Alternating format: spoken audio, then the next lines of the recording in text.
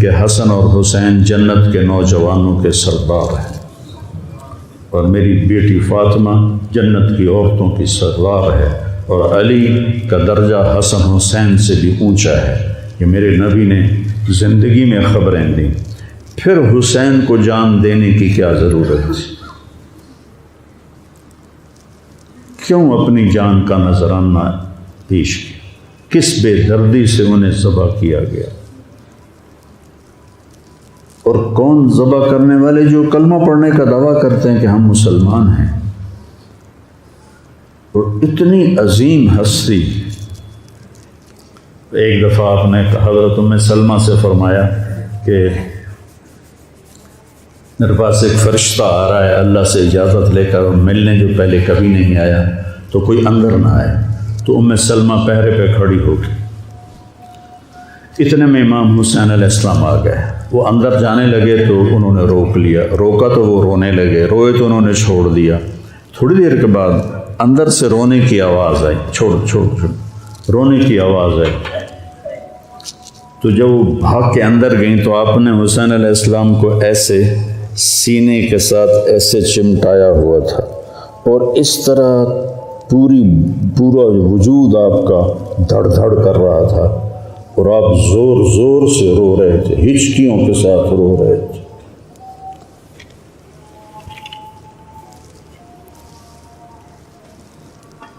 ام سلمہ نے پوچھا،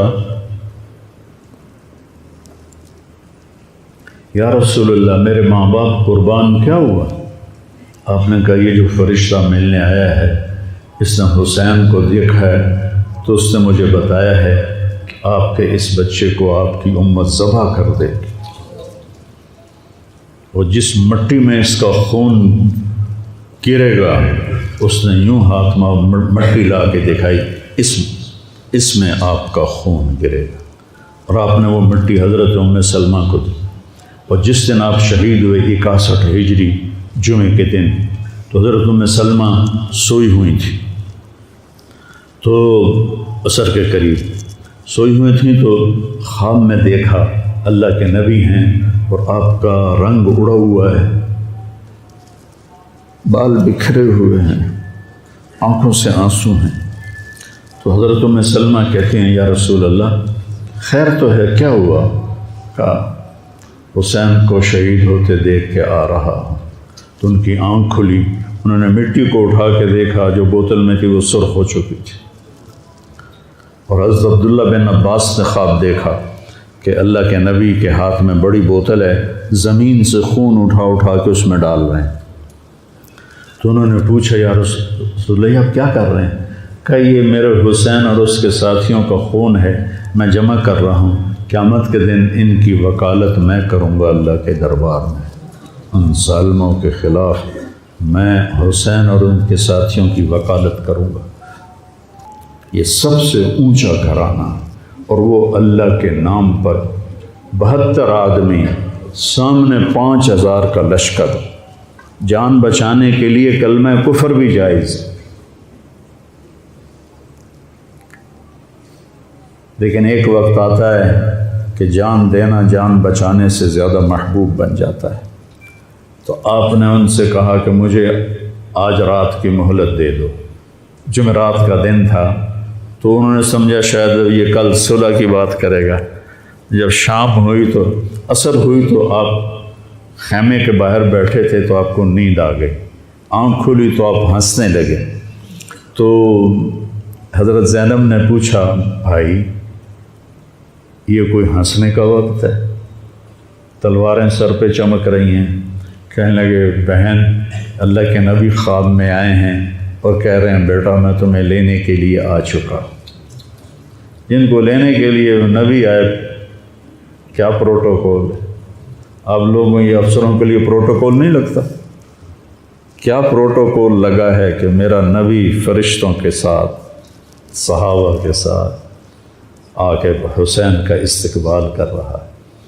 تو آپ نے اپنے سارے ساتھیوں کو اکٹھا کیا رات کو، کہا دیکھو انہیں صرف میری جان مطلوب ہے، وہ مجھے قتل کرنا چاہتے ہیں، تمہیں نہیں، تم تو میری طفیل میں مارے جاؤ گے، تو ایسا ہے میں تمہیں اجازت دیتا ہوں تم رات کے اندھیرے میں سب نکل جاؤ، میں اکیلا اپنے اللہ کے پاس حاضر ہو جاؤں گا۔ تو سب نے کہا کہ ہمارا جینا بھی آل رسول کے ساتھ ہے اور مرنا بھی آل رسول کے ساتھ، تیرے بغیر ہماری بھی کوئی زندگی نہیں۔ سعید بن عبداللہ ایک نوجوان تھے، وہ کھڑے ہو کے کہنے لگے، اے حسین، میری ایک جان ہے جو ایک وار میں ختم ہو جائے گی، کاش میرے پاس 100 جانیں ہوتیں اور میں ہر جان تیرے اوپر قربان کرتا چلا جاتا، بل ہم تمہیں چھوڑ کے جائیں گے۔ تو وہ رات سب نے جاگتے گزاری اور نفلوں میں، دعاؤں میں، رونے دھونے میں۔ صبح آپ نے اپنے لشکر کو ترتیب دیا، 72 لوگ تھے، 42 گھوڑ سوار تھے اور 30 پیدل تھے۔ تو آپ نے رائٹ سائڈ کا جھنڈا دیا زہیر کو اور لیفٹ کا جھنڈا دیا حبیب کو، اور درمیان میں جھنڈا دیا اپنے بھائی حضرت عباس کو، جو عباس علمدار کہلاتے ہیں، ان کو جھنڈا دیا۔ اور پھر انہوں نے کہا، دیکھو ہم اب ایک امت ہیں، ایک ملت ہیں، ایک کلمے والے ہیں، لیکن اگر تلوار نکل گئی تو تم ملت سے خارج ہو جاؤ گے، تم نبی کے نواسے کو قتل کر رہے ہو، میں نے کبھی کسی کو بے گناہ قتل نہیں کیا، تم کس جرم میں مجھے قتل کر رہے ہو؟ تو شمر کہنے لگا، ہم نے تمہیں قتل کرنا ہے۔ تو کہنے لگے، صدق اللہ و رسولہ، سچ کہا اللہ اس کے رسول نے۔ ساتھیوں نے پوچھا، جی کیا کہا؟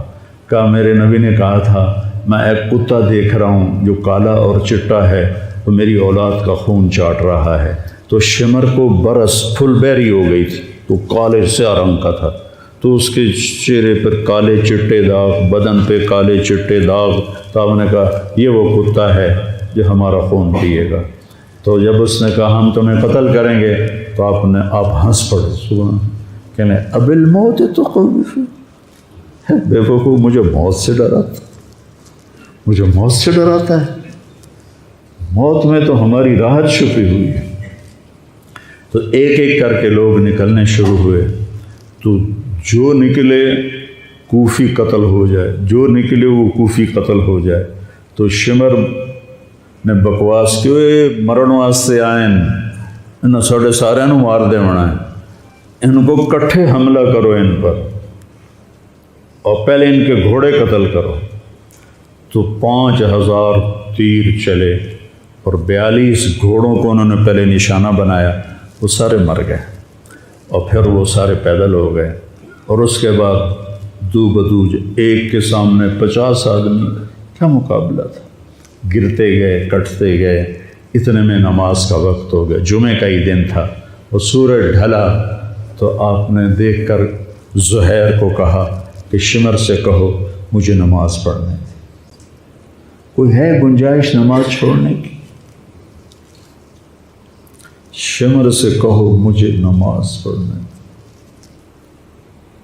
کیا اس کے بعد بھی یہ امت کہہ سکتی ہے جی کیا کریں، ڈیوٹی پر تھا نہیں پڑھ سکا، دکان پہ رش بہت تھا نہیں پڑھ سکا، وہ جی بس ساتھیوں میں بیٹھے گپے مار رہے تھے نہیں پڑھ سکا، گنجائش ہے؟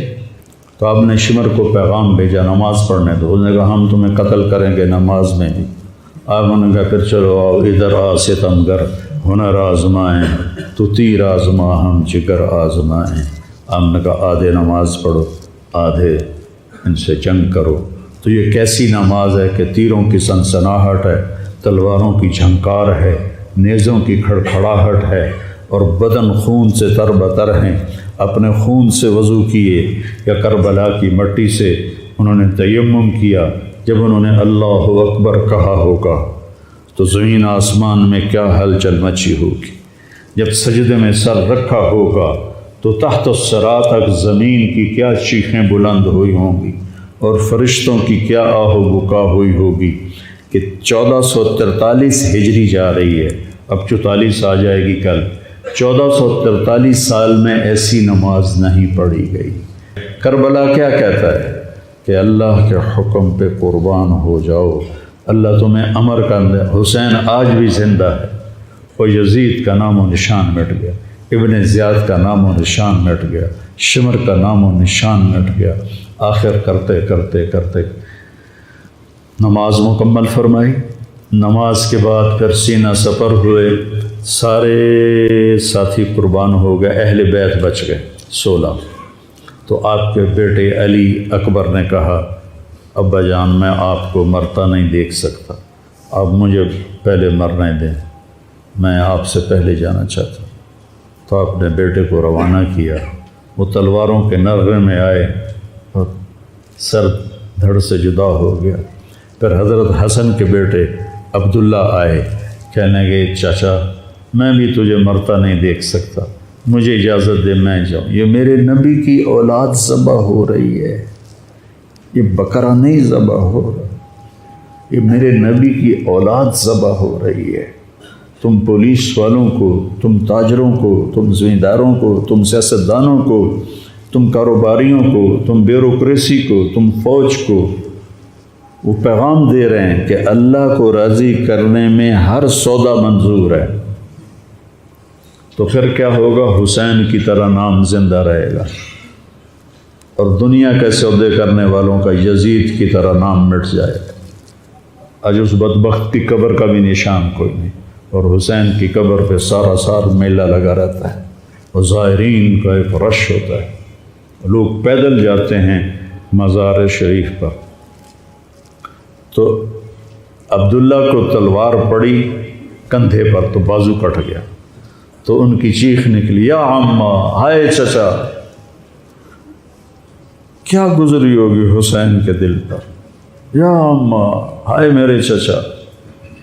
وہ پیچھے تھے تو وہ زخمی تھے، لیکن وہ شیر کی طرح آئے دھاڑتے ہوئے اور صفوں کو چیرا، اور عبداللہ تک پہنچے تو ایڑیاں رگڑ رہے تھے، تڑپ رہے تھے، آخری سانس تھے۔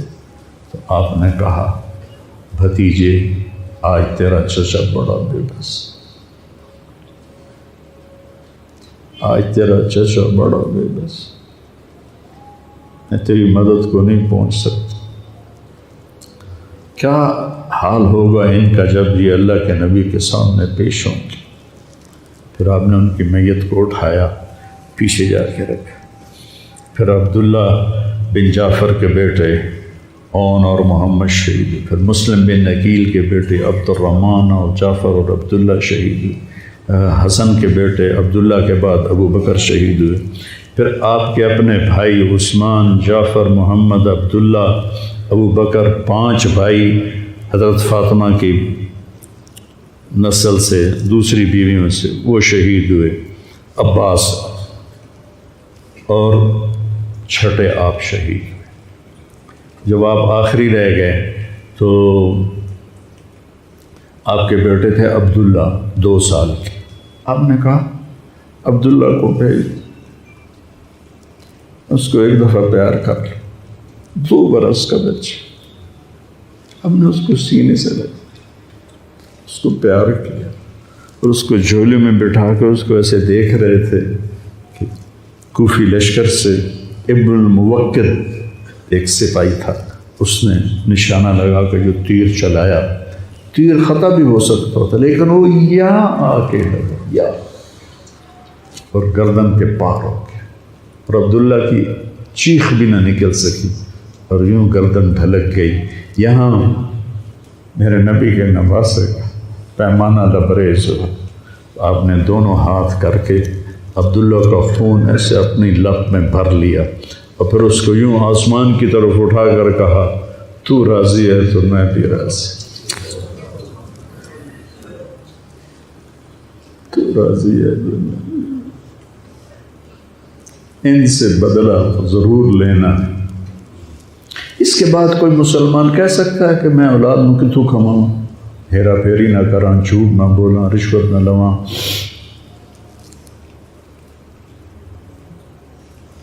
میں اپنے بچوں کو کہاں سے کھلاؤں؟ بچے تمہاری قبر میں جائیں گے، بیوی تمہاری قبر پہ جائے گی، اکیلی جان ہے، اکیلے جان۔ آپ نے اس معصوم کو لٹایا اور پھر کھڑے ہو گئے۔ اب عصر کا وقت آ گیا تھا اور آپ ڈول رہے تھے زخموں کی وجہ سے، جس ہستی کے ایک ایک جسم کے حصے کو نبی نے چوما ہو، آج وہی جسم تیروں سے چھلنی تھی اور زخموں سے چور تھا، اور ایسے ایسے ڈول رہے تھے اور لڑ رہے تھے۔ تو شمر نے کہا آگے بڑھو اور اس کا سر اڑا دو، تو کوئی ہمت نہیں کر رہا تھا۔ تو شمر نے پھر ان کو گالیاں دی۔ تو زرع بن شریک تمیمی وہ آگے بڑھا، اس نے آپ کے نیزہ مارا، یہاں نیزہ لگا، پار ہو گیا، تو آپ ایسے لڑکھڑاتے ہوئے گر پڑے۔ تو شمر نے کہا سر کاٹ دو۔ تو سنان بن ابی انس آگے بڑھا سر کاٹنے کے لیے، تو اس کے ہاتھ کانپنے لگے، پیچھے ہٹ گئے۔ تو خولہ بن یزید نے اس کو گالیاں نکالی اور آگے بڑھ کر خنجر نکالا، سر کاٹ، جس گردن کے بوسے میرے نبی نے لیے، اس کو یوں سینے سے لگایا تھا، اس کا سر کاٹ دیا۔ پھر 72 کے سر کاٹ دے، 2 سال کے عبداللہ کا سر بھی کاٹ دی اور نیزوں پہ چڑھا دی اور لاش پہ گھوڑے دوڑا دی۔ تو جب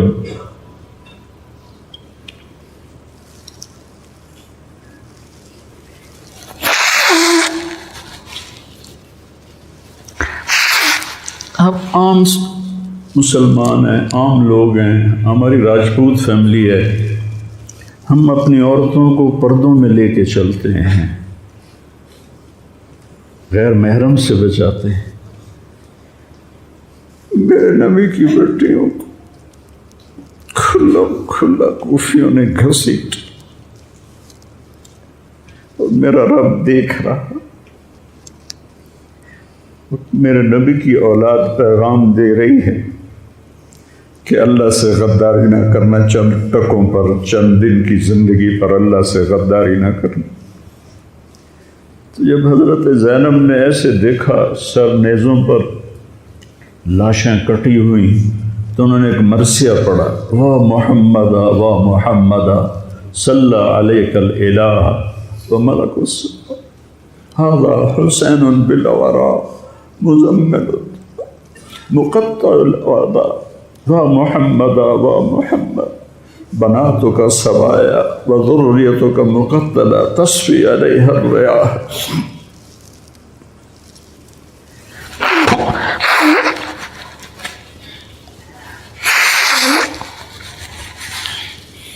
ہائے یا رسول اللہ، ہائے یا رسول اللہ، آپ پہ اللہ کا سلام ہو، فرشتوں کا سلام ہو۔ آج آپ کے حسین کی بارات ہے، انوکھی بارات ہے، نیزوں پہ چڑھ کے آ رہی ہے۔ آج اس نے سرخ جوڑا پہنا ہوا ہے، اپنے خون کے دھاگوں کا جوڑا پہنا ہوا ہے، اپنی بوٹیوں کا سرا بنایا ہوا ہے، اور آج اس کی بارات نیزوں پہ چڑھ کے جا رہی ہے۔ آپ کی اولاد کو قتل کر دیا گیا ہے،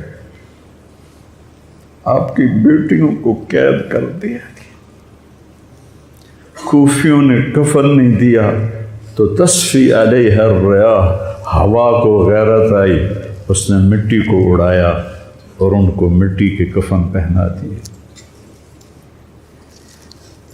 مجھ سے اس واقعے کی تفصیل بیان نہیں ہوتی، میرے جذبات میرے قابو سے باہر چلے جاتے۔